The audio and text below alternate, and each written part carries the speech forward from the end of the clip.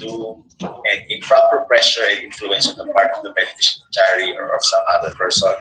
Also, if the signature of the testator was incurred by fraud, and if the testator acted by mistake or did not readily assume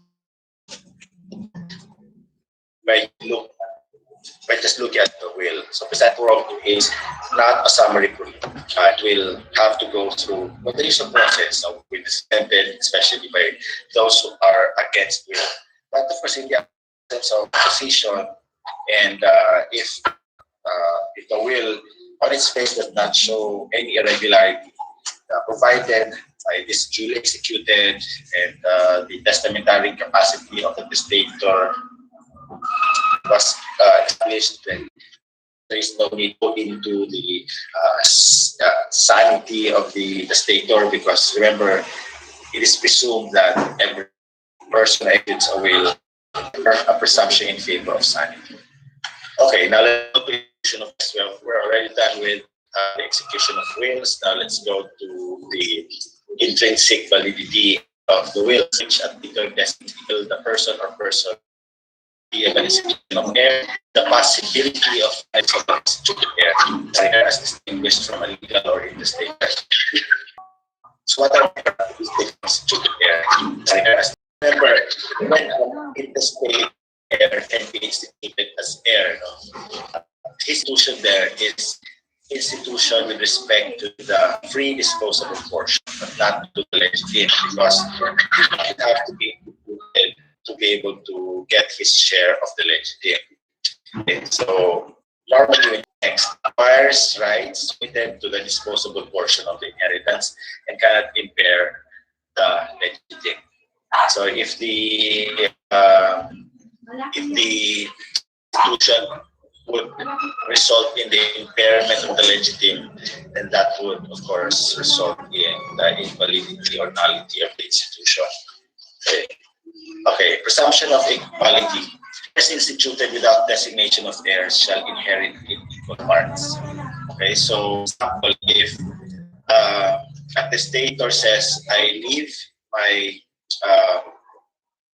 my house in, let's say, in General Trias, Cavite, to the designation to the share, meaning to say to let's say whether 70%, hindi na kasi nga mahirap ang house divide.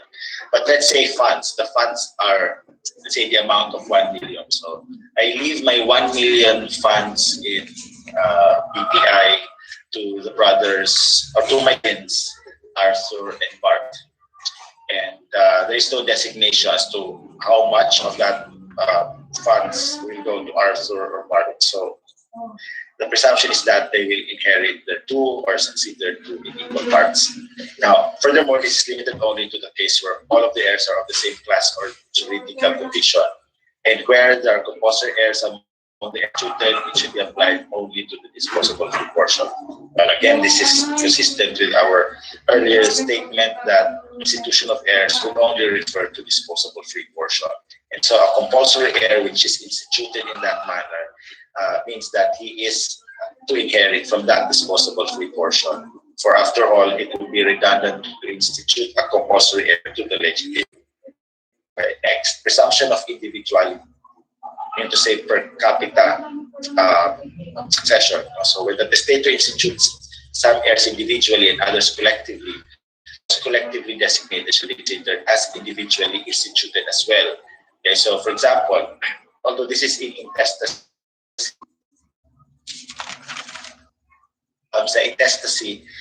we will be able to look into that. But for now, let's say the grandparents will inherit. Pag sinabi, in lieu of or in the absence of my children, then my parents shall inherit. So make collective reference to parents. But just because they are collectively referred to, it doesn't mean that they will only inherit as one, but rather they will still inherit individually. And following the presumption of equality, then because wala namang designation as to their shares, they will be equity. in equal shares. So there being two parents, assuming there are two parents who are alive at the time, then they will inherit in equal parts of 50-50. Okay. Unless, of course, it appears that the intention of the testator was otherwise. So in that case, basta they will get the entire amount, then they will have to determine among themselves kung kano. And of course, that is also if the testator states in the will that I leave to them 100,000 pesos for them to dispose as they fit. Ayan. So pagka statement, therefore discretion or prerogative is left to those collected to divide what they received in such form or such manner as they deem fit and convenient. Okay, presumption of simultaneity. When the testator calls to the succession a person and his children, they are all treated simultaneously and not successively. In other words, if they are named in the estate simultaneously, then they will have to receive these simultaneously and not like Commissary substitution, whereby the first heir will receive it and then after that it will be transferred to the trustee, to the beneficiary. Walang ganon. Basta presumption is that when they are named in the will, although they are of two different generations, they are deemed to be called at the same time, to inherit at the same time. Okay. Unless, of course, again, the testator provides otherwise. And if he provides otherwise, meaning to say, if he gives these properties or this inheritance in succession, then that would be called a Commissary substitution. Okay, more of substitution later. So institution to only a portion of the inheritance. So if the institution is limited to aliquot parts, meaning to say in non-specific parts, the legal succession shall take place with respect to the remainder of the estate. Okay, ibig sabihin, hindi siya kompleto, hindi siya whole, but only a portion. So legal succession will happen with respect to that which is not disposed of by the will. But if it was the intention of the testator that the imputed heirs should become sole heirs, then the aliquot parts will be increased proportionally para lang makompleto. But remember, we have to consider the legitim again. So you have to take 50%. You have to take 50% out of the total estate. So yung institution or yung adjustment would only have to cover the 50%. So if the institution or if the will refers only to, let's say, or mentions only, if the will mentions only heirs, and then the estate is referred to or mentioned in a general way, let's say, for example, my cousins A, B, and C shall receive my estate up to, let's say, 1 million pesos.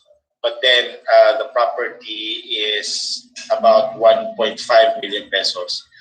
We cannot apply the second sentence by increasing their shares para makompleto yung 1.5. But rather, before we do this, we have to take out the legitim. So yung legitim, pag natanggal yung legitim, and because 1.5 lang yung estate niya, 750,000 lang yung natira as free disposable portion, then there is no need now to adjust and then complete it because nagkulang pa nga eh. Kung 1 million yung binanggit niya, but then the estate is, or the disposable portion of the estate is 750,000, then you also have to adjust. Do not increase it by 1 million to deliver it as provided in the will, but rather get the percentages or the shares of these three out of the 1 million. So 1 million divided by 3, so yung hindi mo susundin yung answer do, but rather 750,000 yung answer do, but rather 750,000 divided by 3. So anyway, ayun. So if the aliquot parts exceed the inheritance, and they shall be reduced proportionally. So yun yung sasabi natin. Exceeds not just the inheritance, but rather the free disposable portion. That's what we mean there. Okay, now let's talk about preterition. All of the compulsory heirs in the direct line of the execution of the will or born after the death of the testator. Okay, a favorite question is that can a spouse, is the omission spouse in the will, preterition, would that result in preterition? Well, answer is no, because spouse is not a compulsory heir in the direct line. A concurrent compulsory heir. We will explain that. Kasama pa rin dito palaging illegitimate children. Okay, so a compulsory heirs the term compulsory heirs refers to concurring compulsory heir, surviving spouse. Okay, requisites. The heir omitted must be a compulsory heir in the direct line. The omission must be complete and total in character, okay? And the compulsory heir omitted must survive the testator. Because if the compulsory heir dies, of course, unless of course representation applies. So if an heir is pretermitted, okay, so this compulsory heir may still be represented. Okay, text of preterition. It announced the institution to heir. The devices are valid insofar as they are not inofficious. And if the omitted compulsory heir should die before the testator, the institution shall be effective. Notice that in preterition, even though the institution of heirs or the will is not void, but then the devices and legacies are not affected. Okay. So, which is clearly a omission. Devices and legacies are not considered voluntary heirs. Well, they may still be considered voluntary heirs, but they are not in the same sense as other voluntary heirs, which inherit to aliquot portions or successive portions. What shall be annulled would be those voluntary heirs which are given, let's say, percentages. For example, when you say, or when the testator states, I give 50% or half of my estate to the following persons. I also give my car to my cousin, yeah, and I give my condominium unit to another cousin, yeah. So in case of preterition, what's annulled would only be the dispositions to those vague, or not vague, but those generic portions of the estate. So like monies and other personal property, not so specified. But then those specified dispositions in favor of devices and legacies will not be affected.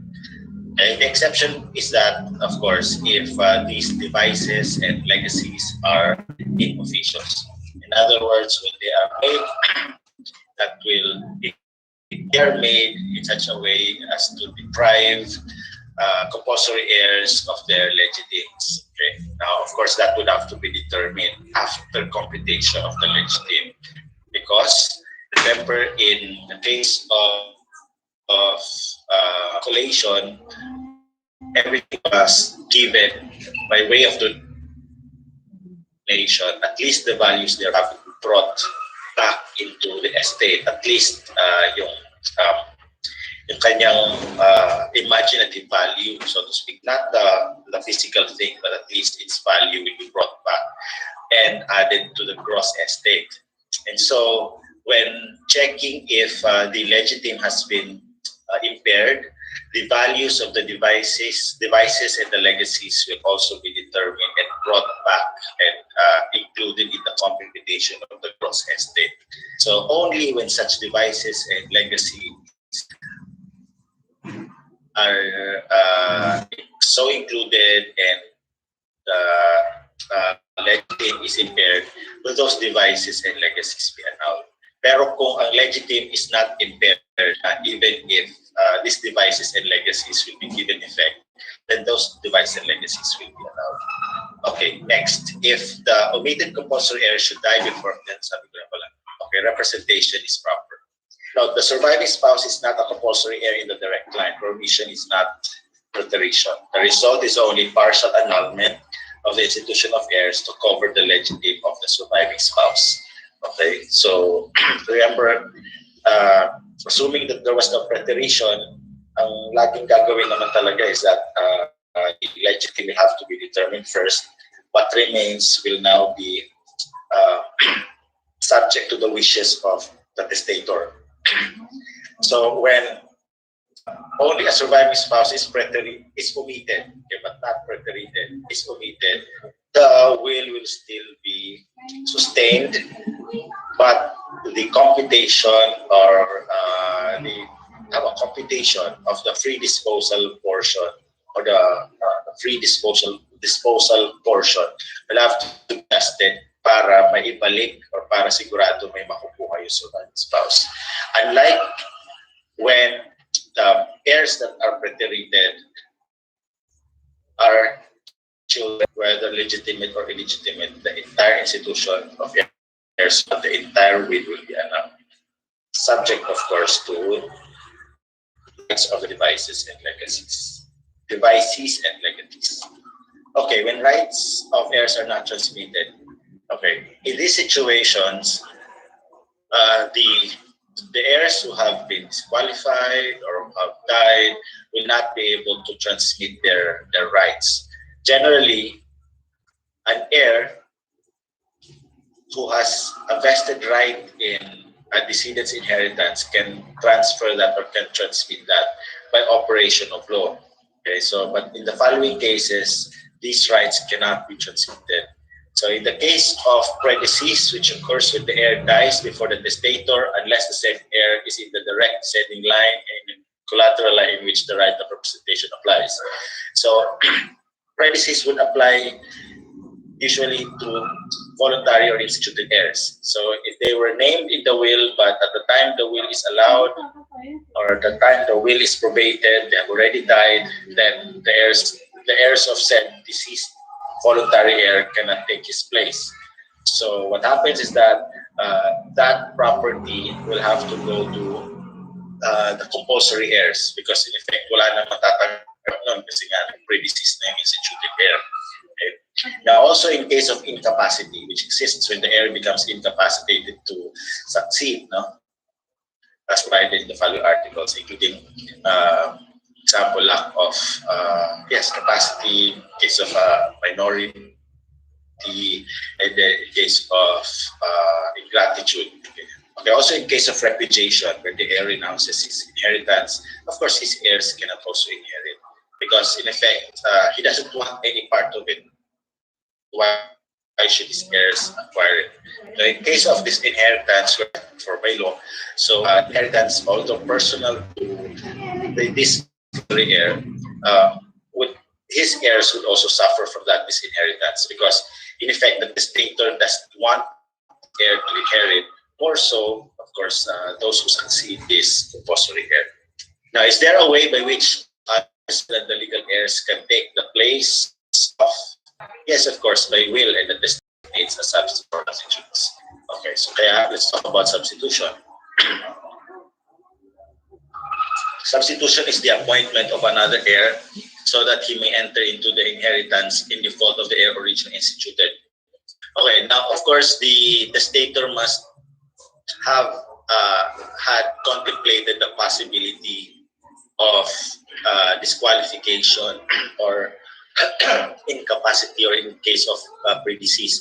That's why in one will that I prepared, ilagay niya doon sa will niya is yung nanay niya. Pero may anak kasi siya, so kaya kailangan niya i-institute yung nanay niya. Because, of course, by law, her son would have to inherit everything. But by executing a will, yung disposable portion na reserve niya para sa nanay niya. But then I asked her, what if your mom dies before you die?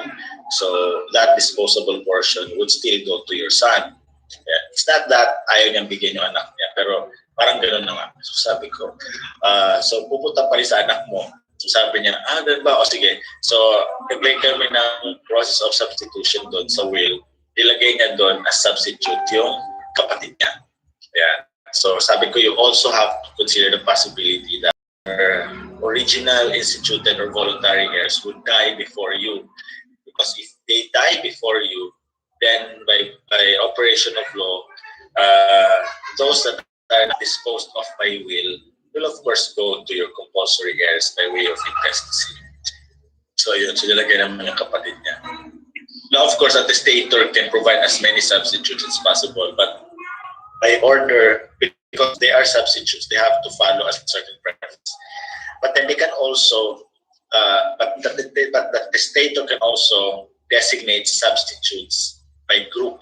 For example, if the first group become incapacitated or they by some weird incident they all die, then another group of substitutes will of course take the place of the first group of instituted heirs. All right. Anyway, next, what are the kinds of substitution? We have simple or common. When the testator designated one or more persons to substitute the heirs or heirs instituted in case such heir or heir should die before him or should be incapacitated to accept inheritance. So that's the simple kind of substitution. Now, brief or compendious, if two or more persons are substituted for one heir or if one person is substituted for two or more heirs. Reciprocal, if heirs instituted in an equal share should be reciprocally substituted. The substitute shall acquire the share of the heir who dies, renounces, or is incapacitated. So they are equally, or at the same time, they are instituted as heirs, but they are also substitutes of one another. Now, fide commissary, ito na yung where the fiduciary or first heir instituted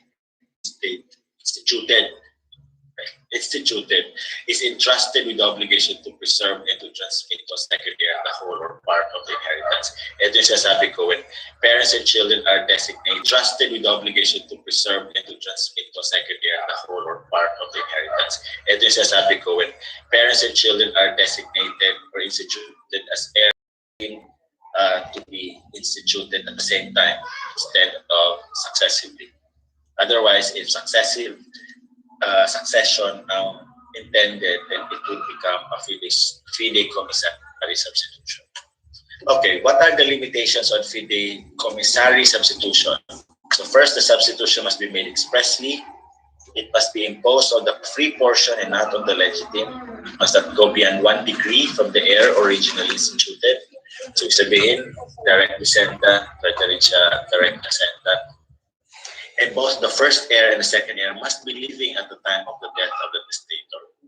And so again, that would be another instance when the predeceased will, of course, terminate the right to inherit. There shall be no representation except when the second heir who was instituted as the substitute is a compulsory heir.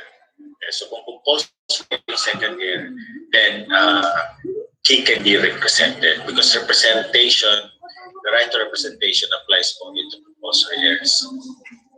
Okay, other testamentary dispositions, you have an institution of heir may be made conditionally, by term, or for a certain purpose or cause or motive. These are that can be imposed with respect to the institutions with respect to the institution of these heirs. So far what we have learned are, of course, the immediate and direct institution and then substitution. As ito naman, these are just additional testamentary dispositions that may affect or modify the succession of these instituted heirs.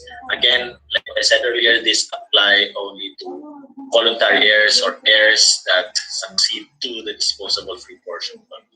Okay, conditions. These conditions and terms and modes, however, are not presumed, so they must be clearly expressed in the will. The condition must fairly appear from the language of the will. Otherwise, it is not binding.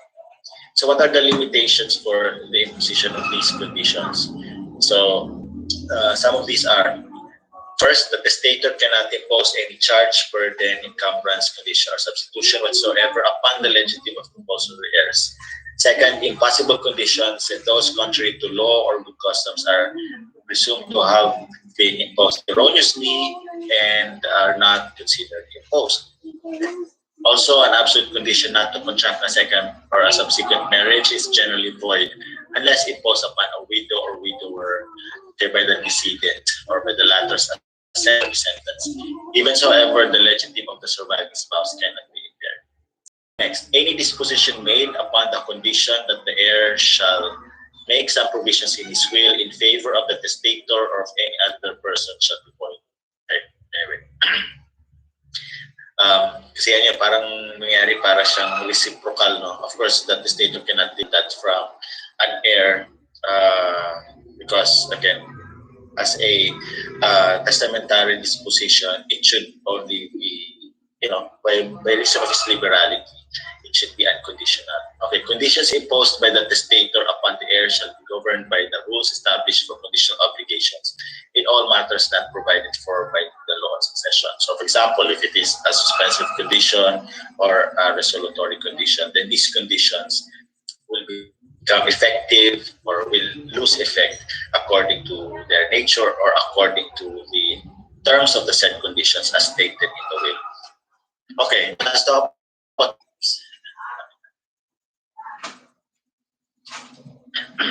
Wait lang.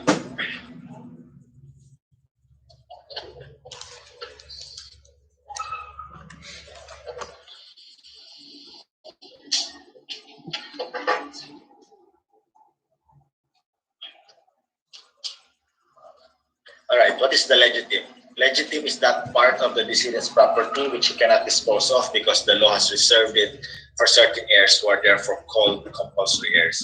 Now, take note that the Philippines is only one of the very few countries who have this concept of legitim.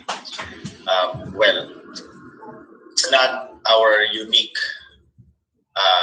law. No? I mean, this law is not unique to us. In fact, this is adopted from the other codes, mostly Latin American codes, Latin American civil codes. So, andyan pa rin siya. So, yeah, we have to apply, we have to follow and observe the provisions of legitims.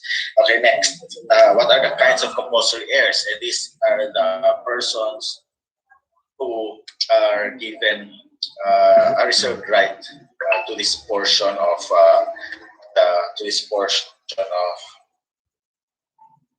wait lang guys.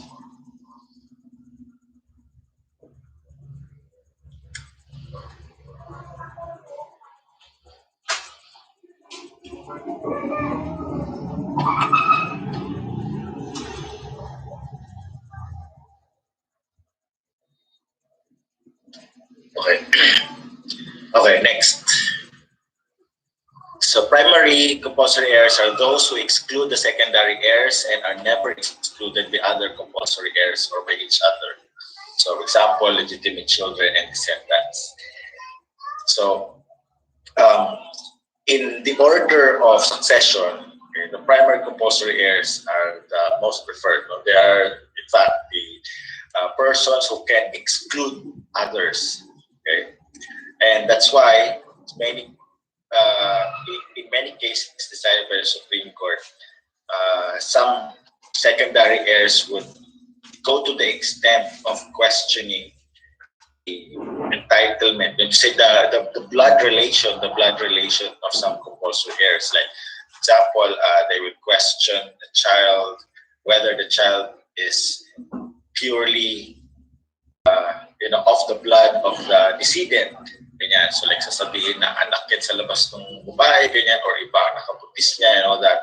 So, and also they will question the legitimacy because most probably the child was was only made a child because of simulation of birth. Ganyan. So the entitlement or the preference given to primary compulsory heirs makes other secondary heirs, either envious or consider ways to disqualify some primary compulsory heirs. And all and this is all because of the idea that legitimes are reserves. And so, if they cannot disqualify a primary compulsory heir, they will also go to the extent of establishing or proving that this person is ungrateful. So, ayun. Kung hindi man siya na disinherit dun sa will, then they will say that this person is incapacitated to inherit or disqualified to inherit. But at any rate, yan, assuming that all things go smoothly, then after primary compulsory heirs, we have secondary heirs, and these are entitled to the legitimate sense of the primary compulsory parents and ascendants, including collateral relatives. So concurring, okay, so these are the persons who succeed together with primary or secondary compulsory heirs. Kaya sabi ko, a surviving spouse is a concurring heir, a concurring compulsory heir, and also illegitimate children are also concurring. If there are direct descendants, like legitimate children, isasama mo na dyan yung surviving spouse and illegitimate children because they are not secondary. Now, similarly, if there are no children, so first you consider kung merong secondary compulsory heirs like parents, tapos kapag meron, then isasama mo yung surviving spouse at saka illegitimate children. It's not that the surviving spouse and illegitimate children will include secondary heirs. No, secondary heirs would inherit if there are no primary heirs or primary compulsory. Tapos saka mo isasama yung surviving spouse and illegitimate children. But of course, if there are no primary compulsory heirs, meaning no children, tapos wala ka ring secondary heirs, meaning no direct ascendants, wala ka ring secondary heirs, meaning no direct ascendants, no indirect ascendants, at saka wala ring mga collateral relatives, then no problem. The surviving spouse and or the legitimate children will inherit to the whole estate, assuming walang will. Okay. If there is a will, of course, the concurring compulsory heirs will inherit with respect to the legitimate, and of course the free disposal portion will be resolved or will be disposed in accordance with the will. Okay, notes on legitimate children. Legitimate children, of course, include adopted children as well as legitimate children. Illegitimate children are compulsory heirs but concurring and are entitled to 1/2 of the legitimate of a legitimate child. Illegitimate children cannot, however, inherit from the legitimate relatives of his illegitimate parents by way of representation because of the iron bar rule under Article 992 of the Civil Code. Okay, rules on legitimes. Now, we will not be discussing this too much, but rather just mention and maybe briefly explain. So, with respect to the direct descending line, you have the rule of preference between lines. In other words, of course, legitimate children. Well, illegitimate naman is prioritized there, but for purposes of greater share, of course, we have a greater share for legitimate children. Now, also rule of proximity, the nearer excludes the farther. Now, next, right of representation ad infinitum in case of disease, incapacity, or disinheritance. Kasi, compulsory heirs, especially the children, have the right of representation. So, pag namatay yung parent, then the children will inherit or will take the place of the said. Pagka namatay pa rin tong anak niya na magre-represent sana, pwede pa rin siya i-represent talaga yung anak. Then that, of course, at the time of death of the decedent or the testator, yung magre-represent is also alive. Pero kung namatay siya, tapos wala naman siyang anak na magre-represent sa kanya, hindi wala na, yung share niya magpupunta na proportionately dun sa mga iba of the same class and of the same line. Okay, so anyway, next, if all the legitimate children repudiate their legitimate, the next generation of legitimate descendants succeed in their own right. So not as representation, but per capita. Say pagka-representation, then they will inherit as a group, tapos they will inherit equally. Okay, but here, if legitimate children repudiated their legitimate, walang natira, walang may gusto, then of course their legitimate descendants, again assuming they are already alive at the time the inheritance or the succession, they will inherit as if sila na yung okay. Next, direct ascending line. In other words, a parent. So rule of division by lines. In other words, by half and half sa both sides, mother and father. Tapos equal din sila. Okay, anyway. Sige, next. Steps in determining the legitimate of compulsory heirs. So, this is just more or less a simplistic step or simplistic process. Okay, basta pagdating sa settlement of estate, may actual computation and actual determination of who would receive or who should receive. But at any rate, settlement proceedings will follow this procedure. So first is determination of the gross value of the estate at the time of the death of the testator. Okay, these are very special proceedings, no? But assuming that there is a will, so first ipo-probate mo muna yung will before the settlement. Now, the thing with probate, as we have said earlier, it doesn't touch on the intrinsic validity. So, wala lang. So, tingnan lang muna yung probate, yung will, if it is good, walang questions, walang irregularity or illegality, then it will now be settled. That settlement could still be heard by the same court. So, kaya tuloy parang ang weird lang na pag natapos na yung probate part, saka isi-settle. Kaya sabi nga ng court, sabi ng Supreme Court kanina, doon sa case na sinight natin, the probate court can already entertain the intrinsic validity because after all, siya din naman ang magdedetermine ng settlement. So pagkatapos ng part ng probate, then of course the same court will go into the settlement. Okay, so hindi mo siya i-refile.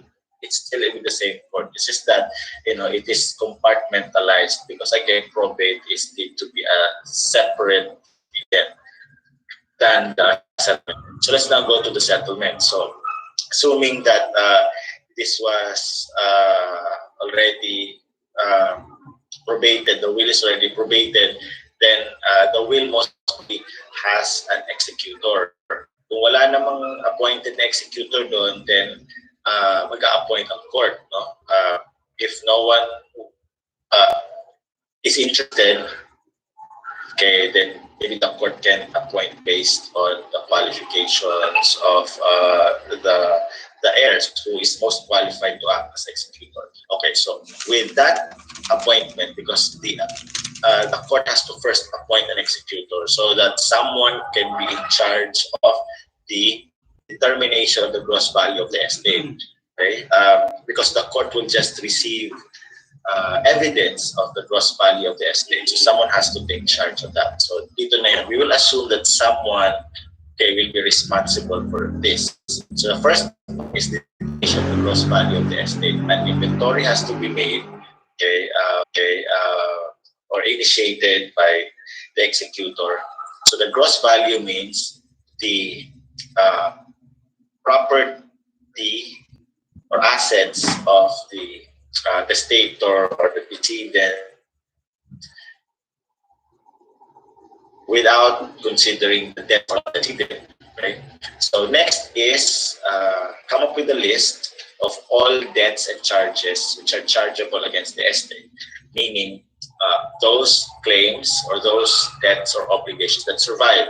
Okay? But of course, if there are obligations that are personal and are included in the list, participated and approved by the court. So the court will be asked, or may motu proprio determine if in fact those debts and charges should be charged against the estate. Otherwise, the court can correct the list and then omit some of the personal debts and charges or those debts and charges that do not survive. Okay, so after the determination of the net, next is determine the net value of the estate by deducting all the debts and charges from the gross value of the estate. So clearly the heirs can only receive the net estate.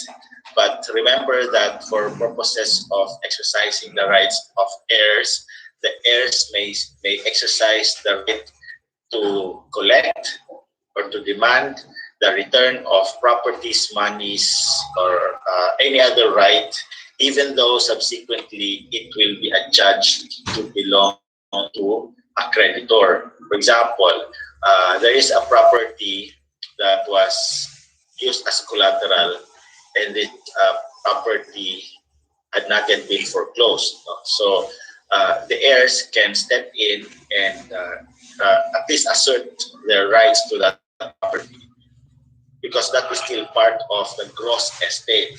But subsequently, after the termination of the debts and charges, the same, but assuming that the property has already matured and that if a foreclosed na siya ng creditor, then that property can still go to the highest bidder, and assuming that the creditor is the highest bidder and the creditor, even though, as I've said earlier, the heirs had already laid claim to that property. Kumbaga, provisional lahat ng mga claims ng mga heirs, even though they are already entitled by reason of operation of law, but the final disposition shall be made only after the creditors have been paid. Okay. Collation is next, no? So collation or addition of the value of all donations inter vivos, but for purposes of determination of the legitime. So after nabayaran mo na yung mga creditors, then syempre maliit na yung amount, tataas pa rin yung value ng estate by including those donations made inter vivos. Okay, now, is there any time limitation as to hanggang kailan or hanggang anong properties? Well, time limitation, because the law says all donations inter vivos. So for purposes of determining net value of the estate lang. Now, if these donations are given to strangers, generally they will not be disturbed, no? Provided again that the legitime has been preserved, or that the amount is enough to cover, or that the remaining estate is enough to cover the legitime of the compulsory heirs.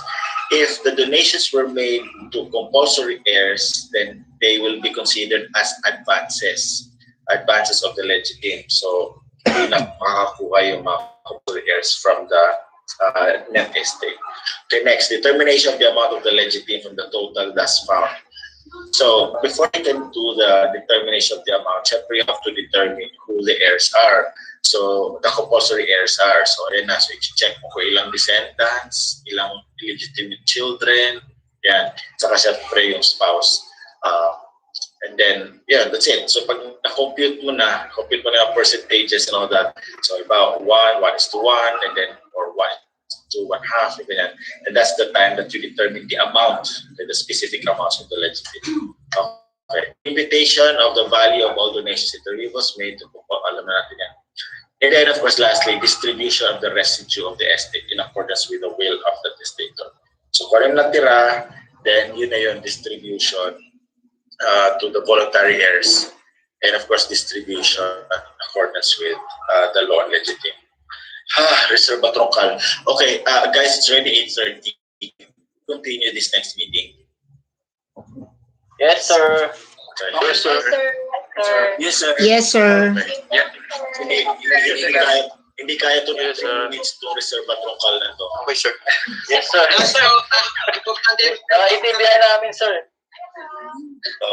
Ewan ko ako nakikinig. Well, siguro naman nakikinig kayo dyan, pero sana naiintindihan niyo. Wala nga review na to eh. Kaya. Gets nyo na yan. Ano naman to, for affirmation lang, mga alam nyo.